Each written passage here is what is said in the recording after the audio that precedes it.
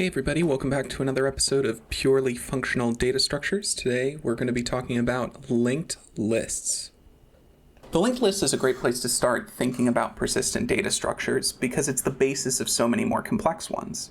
In its simplest form, it just consists of a node with two cells. One holds an element and the other points to the next node in this list. So imagine we have a variable that holds the beginning of the list, and we want to add a new element to the front.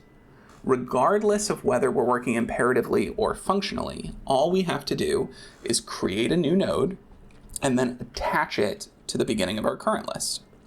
Now we've got this new thing that we can assign to a variable without affecting the old structure.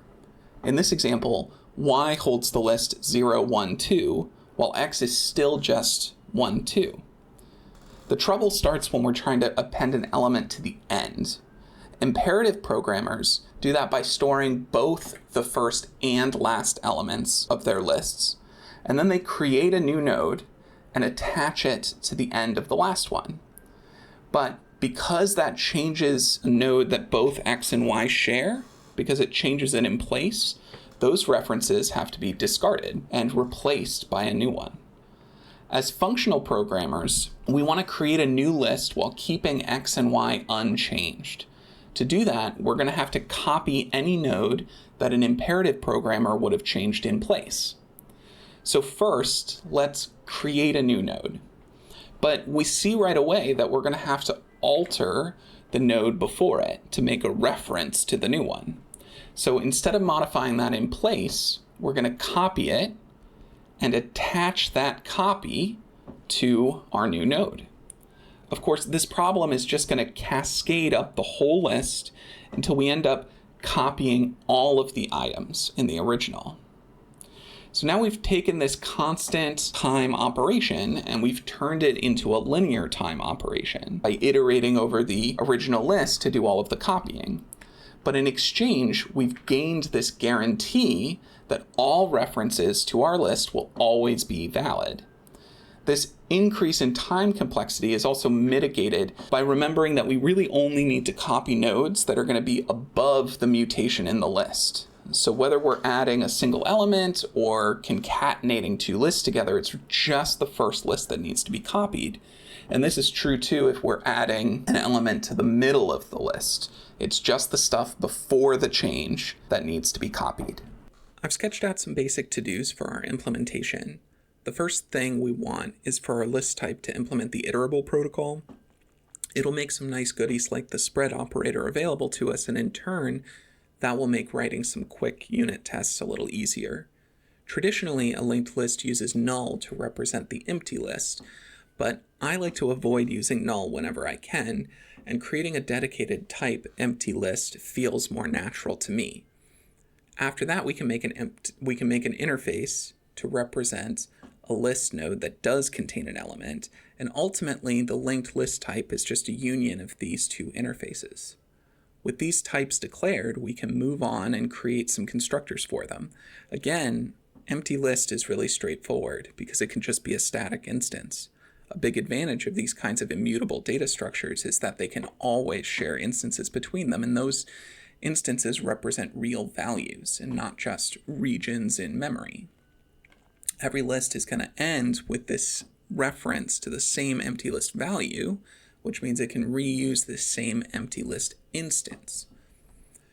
To implement the iterable protocol, we just need an iterator generator function. However, for our empty list, that function doesn't generate anything, so we can leave the body empty.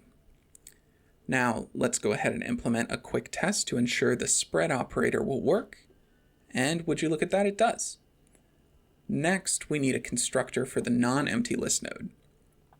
It should take an element to hold and a reference to the next item in the list, but of course that next element can default to empty. The generator ends up being nice and simple too. The syntax might not be familiar to everyone, but the yield keyword tells the iterator to return this particular value before continuing on to the next line. If we were using it in a for loop or something like that, the value on line 24 would be returned, the body of the loop would execute, and then the generator would continue on to line 25 after the loop requested the next item. Now, because we have this recursive thing going on, and we know that next is always going to be another list, maybe an empty one, maybe not, we can exploit this fact that our list type is iterable.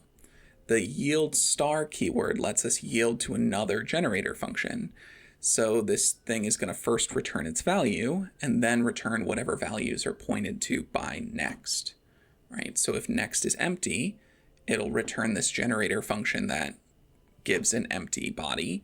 But if it's another list node, then it'll return that list node's value and then go on to that next list node's next field. Again, we want to check that this is all working by verifying the spread operator in our unit test. So let's go ahead and build a new list by hand and ensure the spread operator brings us the expected value. Okay, on to the real stuff. First, let's implement the prepend function.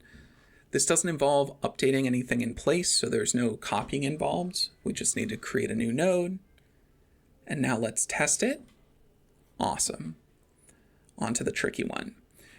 When we're concatenating two lists, remember that every node before the mutation needs to be copied. This time I want to stub out a function with the right type signature and implement the test first. In the unit test, we'll create two lists and concatenate them, asserting that all three variables hold the expected results. This way, our test can ensure that list 1 and list 2 continue to be valid references even after our function is called.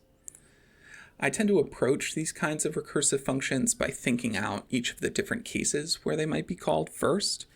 So, for example, here, self could be an empty list, and if that's the case, we just need to return the second list. On the other hand, it might have a list that just has one element in it. And if that's the case, then really we're just copying that one element into a new node and calling our prepend function. But any more than one element, we're kind of just recursively going through those steps over the tail of that first list. Now that we've planned these conditions out, we can start translating them into TypeScript really quick using a function that checks if we have an empty list or not. Okay, our test is passing. But looking at it now, we can see that there really isn't a difference between the case where self has one element and the case where it has more than one element, right? If self was a list with a single element, that really just means that next is the empty list, which would then fall into our base case there on the next recursive call. So we can just get rid of that condition altogether and see that the test still passes. Finally, for completeness, let's go ahead and add an append function, and this can be implemented in terms of concat. So it's just a quick one-liner, knocking out a test, and we can see that it's all working. Thanks for watching, everybody. Feel free to leave any questions or thoughts you might have in the comments below, and check the video description for any relevant GitHub links.